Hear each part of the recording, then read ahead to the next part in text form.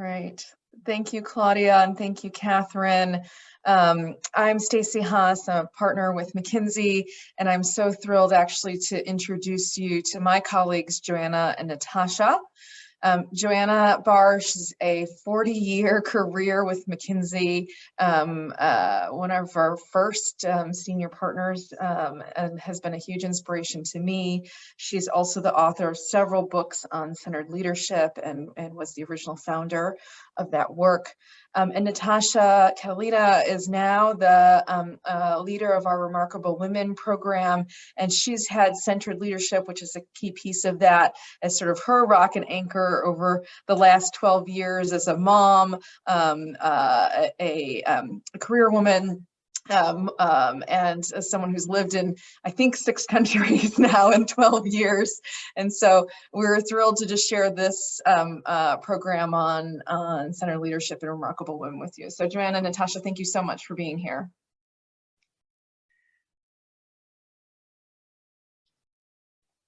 Joanna, you're on mute.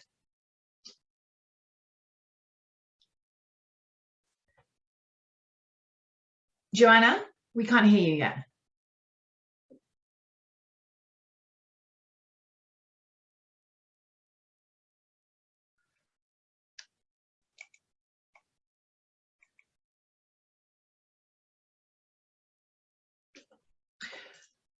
So Joanna, while you're looking for the unmute button, let me take a moment to tell you about the amazing work that Joanna did founding Centered Leadership many years ago. It was this question of why is it that some women succeed and others seem less fulfilled? There you go, Joanna. You want to pick up from there?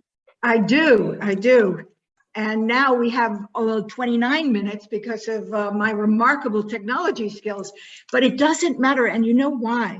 Everyone on this call already is remarkable.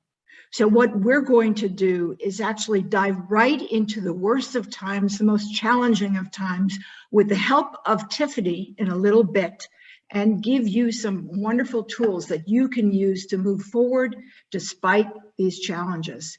So let's start with the problem of why some women do rise to the top, and some women are crouching tigers, as Claudia said, who are remaining hidden. Well, it's because of 5 things. We know this because we've interviewed hundreds of leaders, both men and women. And as Natasha will tell you, we've done a lot of analysis on this. It starts with meaning. When you know your strengths, when you ground your day, your week, your year in strengths, and because you are driven by purpose that motivates you, whether it's making the money or whether it's getting to the top or whether it's making sure that your daughters and your sisters and your friends have room to grow, you will succeed. Framing is all about, in the moment of upset, knowing that there is another possibility and asking those questions and learning to adapt. Connecting, trust is something that women bring to the table. And because we know how to build trust, we build community. Engaging, you know, women's voices are different, obviously, than men's, but in many ways, women have ownership. And when women take risk, we actually accomplish great things. And in a different way than men. We could talk about that later. Energizing, the last one, frankly, is the hardest one. It is the hardest one because we burn out. We're living in a world of COVID and we burn out. But when we learn recovery, we can be in flow, which means being at your best more of the time. And why would you start this journey with us? Because it will increase your leadership. It will actually help you have a greater impact, and it will lead to more satisfaction in life. Yeah, I mean, I would invite you, just as you sit here with us now, to reflect. If you were to score yourself on a scale of 0 to 10 on how successful you feel right now, what score would you give yourself? And then maybe write another number down. What score would your biggest supporter, your mom or your best friend, give you? And then one final question for you to reflect on right now is, how fulfilled do you feel on a scale of 0 to 10? Because this centered leadership work can really boost both your actual success, also your perceived perception of your own success and your levels of fulfillment. And we are going to just dig into two of those today. The one that Joanna mentioned about managing difficult situations, and the one about taking bold steps forward. And there's three pieces to this work. The first, it always starts with self-awareness, which is how aware am I of my thinking patterns and my behaviors today? And as we build our self-awareness of the way we're behaving, can I make different choices in the way I approach situations? And then finally, are there some tools or practices that I can use to help me make different choices each time I face another challenging situation? So we hope you come away with greater awareness and a few tools to practice so you can make different choices each time you face a challenging situation. And how do you do that, Natasha? How do you do that when there was 2020, then there's 2021, and now even in 2022, there's shit, if I can say that, happening in our worlds all the time. A few of these questions about funding and keeping our restaurants open and getting our businesses started. Let's face the brutal facts. Let's start with our reality, which is COVID, which is inflation, which is the great resignation and getting enough staff to help us in our businesses. But then there's our outside world. There's politics, there's social unrest, there's Russia and Ukraine. The list is mind-boggling. And so for those of us who are languishing, who are grieving, who are burning out, how do we do this? It takes a toll. You are a leader. It takes a toll on you too. Let me tell you a story as we get into this and understand the first tool. Here I am. I live in Arizona right now, and I was on a hike with my husband. I'm not a hiker. I'm not a good hiker. And we took this long hike down into this valley, down a hill to a beautiful waterfall. And for some reason, I got to the waterfall and I began to stress out. And so I looked at my husband and said, 15 minutes are up. We need to start hiking back. We have to get back before it's dark. And my husband said, no, we don't. I want to stay here for an hour and a half. And I thought, we can't stay here. So I huffed and I yelled at him and he yelled it back at me. And I didn't know what was happening next. I just stood up and I said, well, I'm leaving. And he said, well, at least take your hiking sticks and some water. But you know, I don't like to take direction from anybody. Sometimes I'm a crouching tiger who's not crouching anymore. So I just picked up my sticks and I did not take that water, silly woman. And I started to huff off. And I huffed off and climbed this crazy hill and got myself back into this valley. And I was steaming. There was a black cloud above my head. I was so mad. And then something happened. I almost stepped on this guy. He was a very rare, it turns out, tiger snake, a rattlesnake, a venomous snake, a poisonous snake in the desert. And I jumped back and I went back, I guess, 100 feet. And I don't know what happened. I started to scream. And I screamed and I screamed and I screamed until a little voice in my head said, no one, Joanna, is listening. No one can hear you scream. No one is coming. What are you going to do? What are you going to do? I let it all happen then. In that moment, every feeling that I was feeling just made its way through me. I started by being shocked and I was confused. I don't even know why I was angry. But then I remembered I was angry at my husband. I was mad as hell at everything going on around me. And then I became afraid. I was afraid of the snake. I was afraid of COVID. I was scared for my family, for myself. I was in a panic. I'd lost all my work. I was worried about money. And then I became ashamed because I'm privileged. Why am I worried about those things when people are living hand to mouth? I felt very guilty. I felt guilty that I wanted my old life back when my current life is so good. And then I became deeply, deeply sad. I was sad because my old life was gone. And after the sadness, I felt empty. And yeah, disappointed in myself. How about you? As you think about a recent time when you experienced something that was very upsetting, it could be about work, it could be in your everyday life. Let's go there just for a minute. Trust us, just for a minute. Close your eyes. Natasha will do this with me. And go back to that moment of upset.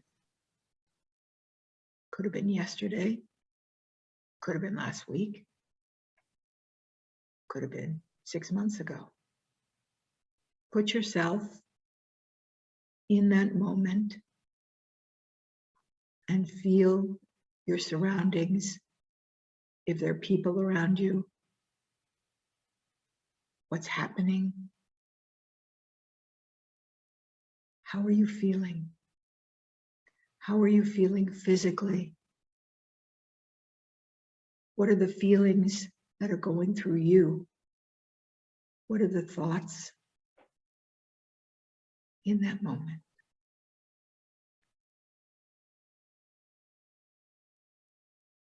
Maybe write them down.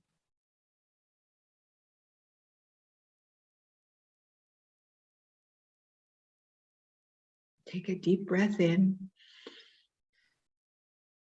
and an even deeper breath out.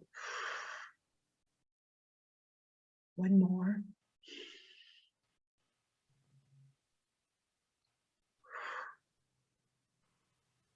As you too allow yourself to welcome those feelings in and let them go.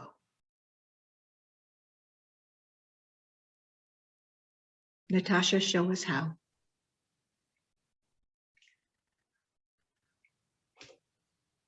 So all of you, all of us, to be sitting here today, have experienced these moments and have the tools within us to reset. And so what are the ways that you do this in these high stress moments? So right now, as I am bringing myself back with you from remembering the last time I lost it with my kids, I'm feeling my feet on the floor. I have my cup of tea here, which just taking a few sips from helps me to recenter and ground. What are the physical ways that you reset in an intense, challenging emotional experience? And it's not only physical tools, there's also mental and spiritual ways. Looking out of my window at the snow-covered back garden and the beautiful trees, asking myself the question, what do I most want in this moment? And I guarantee you it's not kids crying in the car on the way to school. What is my bigger purpose for doing what I do that I'm trying to achieve here? What can I find that's funny about this situation? And so I invite you to reflect on what are the methods that already work for you some of the time? And if only you could draw on those more of the time. Or indeed, what do you want to try from this list that maybe you don't normally try? What works for you, Joanna? So I, as you know, am a highly emotional person. I remember in the moment the red flags that work for me. So even before I do this to recenter, I think to myself, oh, my heart is beginning to beat faster. I can feel my emotion rising up. And that's when I take 4 deep breaths, as we started to do earlier. And that's when I warn myself that this upset is coming. And I tell myself, you are strong. You will fall down potentially, but you always get back up.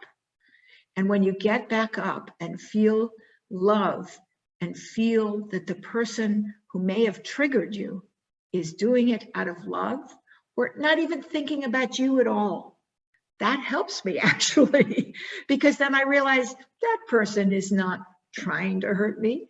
I have this. I have this. That works for me. So now that we have practice, and you're probably pretty good at this because you know you're remarkable already, you have everything within you that you need. We have this tool for recentering, for moving forward. How do we move forward to be a change maker, to be a transformational leader boldly? Natasha has a very cool exercise for us with Tiffany, and I'm pretty excited to see what happens next. Cool. Thanks, Joanna.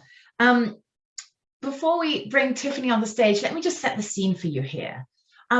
So many times in our career, we have a vision. We have a vision for something big that we could create. Or maybe people come to us with opportunities, or we sit here going, gosh, I wish I could get more funding. How do I go about doing it? And there's opportunities in front of us, and yet we sit paralyzed. I don't have the courage. I don't have the guts to take this bold step. I'm so exhausted. I don't know where to start. I don't dare do it. And so we're going to explore, how do we take that bold next step forward? And let me start with a brief story of my own. So it's about 3 years ago. I've just arrived in Switzerland. It's my 5th country in the last 10 years. I've got 4 kids that I'm settling into a new school. I have this job that I'm trying to hold down, and I'm continuing to travel back to Turkey each week to serve my clients there.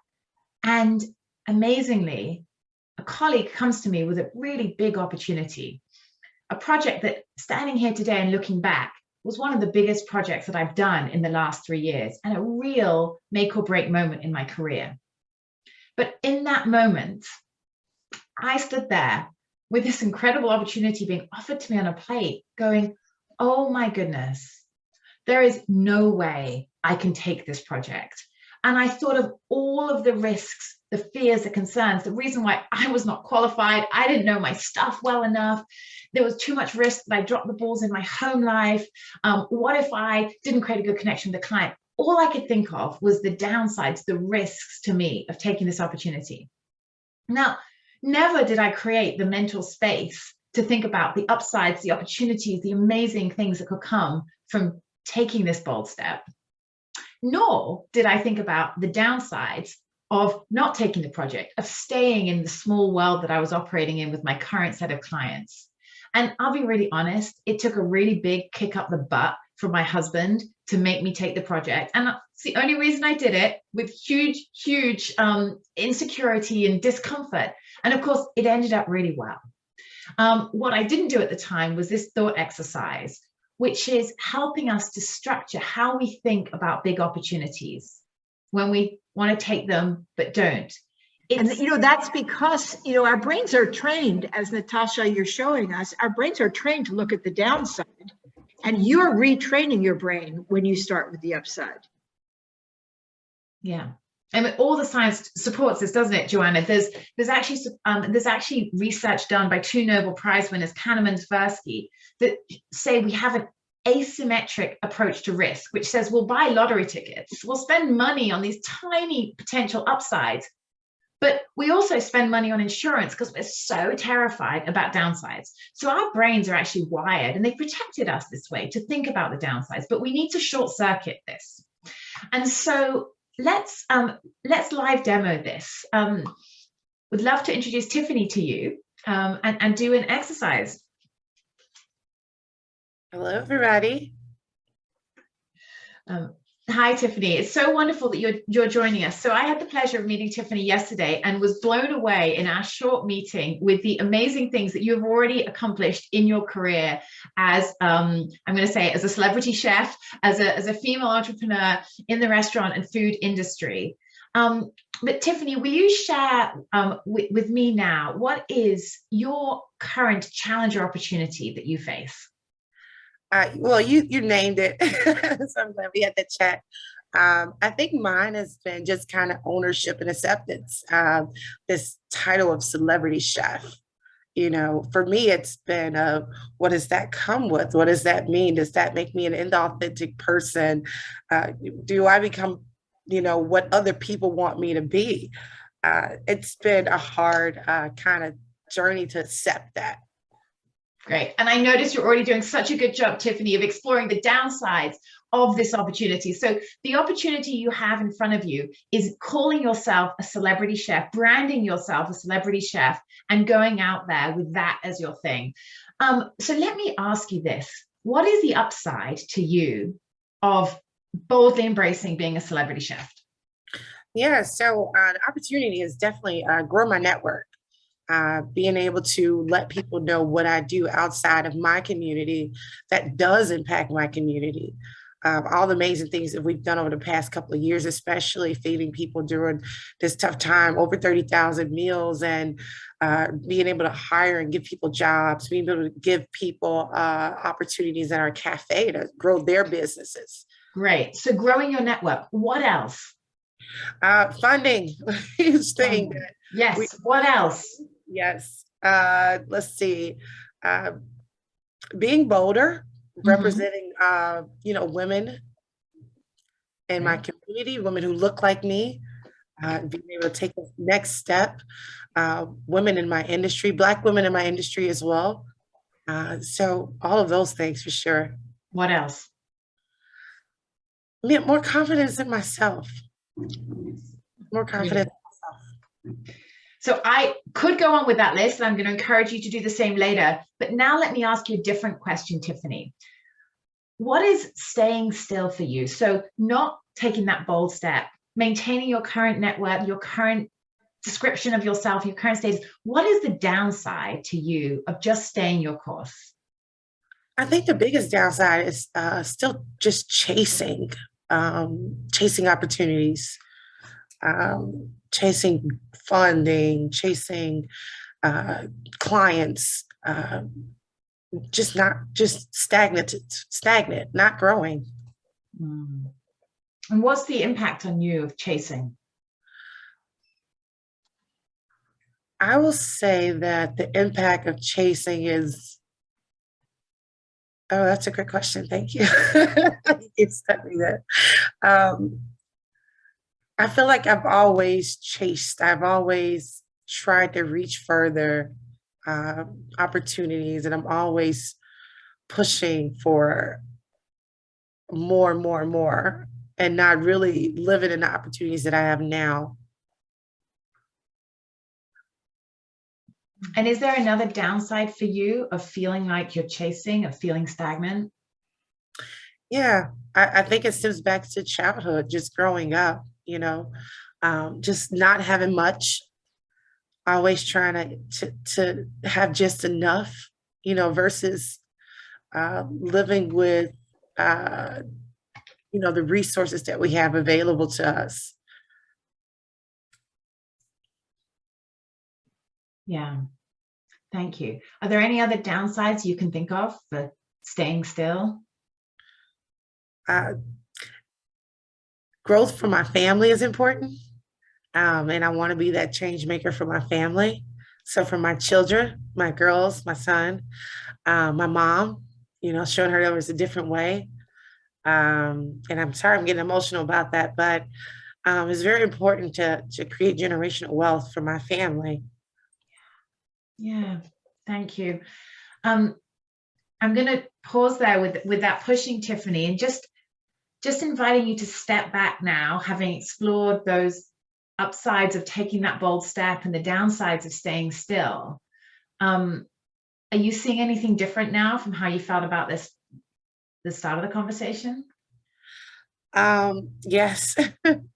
Your first question when you talked about how do you rate your success and how do other people see your success? My mom would be like 100.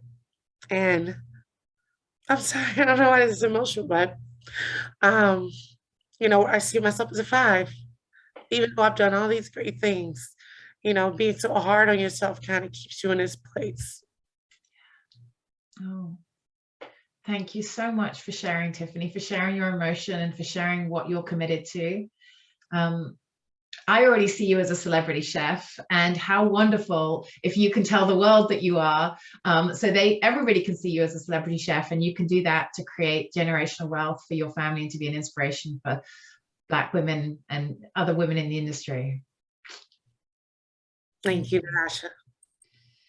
And thank you, Joanna. Thank you. Tiffany, I'm choked up, so it's rare for me. You have inspired me beyond belief. Thank you. That makes you a celebrity in my book. Well, thank you. So everybody, thank you, Natasha. This is a superb exercise. If you've got an opportunity or a challenge that you are facing now, the way to do this is to find a friend who knows you well, or who has the kindness and wisdom that Natasha has brought to the table here. Choose anybody who knows you, not your mom. She doesn't know you too well. And you do want a little bit of objectivity here. And the way to do this exercise is just to start with the upside, as Tiffany and Natasha did, and just push yourself to look for more and more 5 times. And then when you're ready to go to the downside, as Natasha did, of staying the course, of staying as is, and look only at the downside over and over and over. This is the opposite of what our brains normally do, unless you're an extreme optimist, in which case you do this naturally. And you know who you are if you're an extreme optimist. It usually takes you about a minute to love the idea and to want to go start to execute it. And if that's you, just sleep on it for 24 hours if you have that luxury, and try to look at the 2 gray boxes. But for the rest of us, let's use the red boxes. So thank you. That brings us to the final moments of our 30 minutes together. We've actually raced through 2 of the very, very many exercises that help us recenter ourselves in a moment of upset, and then to look at making change in a very bold and big way.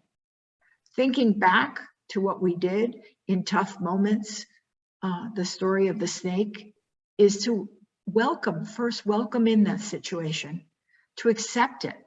Yeah, it sucks, but it's your situation. It's your reality in that moment. And when you welcome it in, when you allow yourself to feel the feelings that you have, they will, I assure you, pass through you, and they will be replaced by more feelings, and those will be replaced by more feelings. It's often the reason why people could be grieving and then laugh at a joke and then go back to grieving. It's hard to stop your feelings. It's impossible to stick a smile on your face when you're not feeling it. But when you accept how you feel, then you can, as Natasha guided us, reground yourself, recenter yourself physically, choose your go-tos, whether it's sipping tea as Natasha does, or taking a deep breath as I do, or something else, taking a walk outside, leaving the room for a moment. Go to those physical regrounding, and then mentally, emotionally, spiritually, try a question, try a mantra, become curious about the situation. Often, the easiest thing to do is to say, what's going on? I don't get it. I'm feeling a lot right now. What's happening for you? That's the first exercise.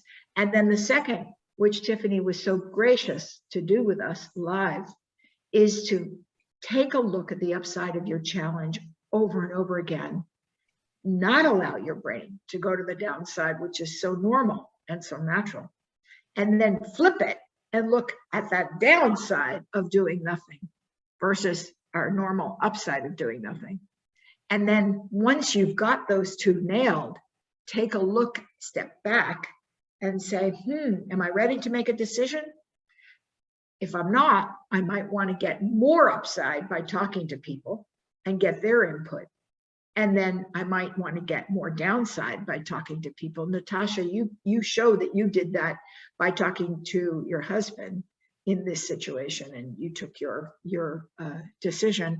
Tiffany, you did it in a way by talking to Natasha and getting Natasha's input as well for you, and thinking about your children, and thinking about your mom, and thinking about your future generations. That all works to finish that exercise and make a bolder decision, going all the way back to what Rohini has inspired us to do, which is to think even more boldly, how can I change the situation? So we're almost out of time. We have 40 seconds left. Natasha, I know you might want to say a few final words. Just what an absolute pleasure it's been. Tiffany, thank you for inspiring me, and thank you, Rohini, for giving us the opportunity.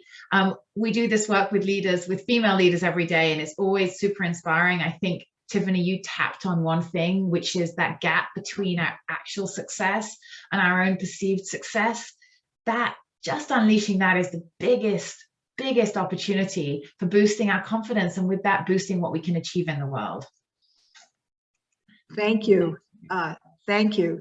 And I love it. If you have questions for us, just holler, and one of us, Stacy, Natasha, or I will be thrilled to try to help you with that. Take care.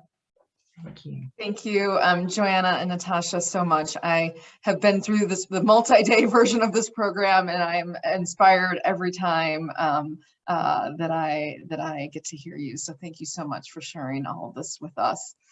And with that, I think we're going to head to our last session, and so let me turn it over to Adrian. All right, good day, everyone. Boy, what such an inspiring session that we just heard. I want to thank Rohini Day and the Let's Talk Women folks for putting this summit together. This has just been such an inspiring morning, and I'm really pleased about the session that we're going to hear now as we get into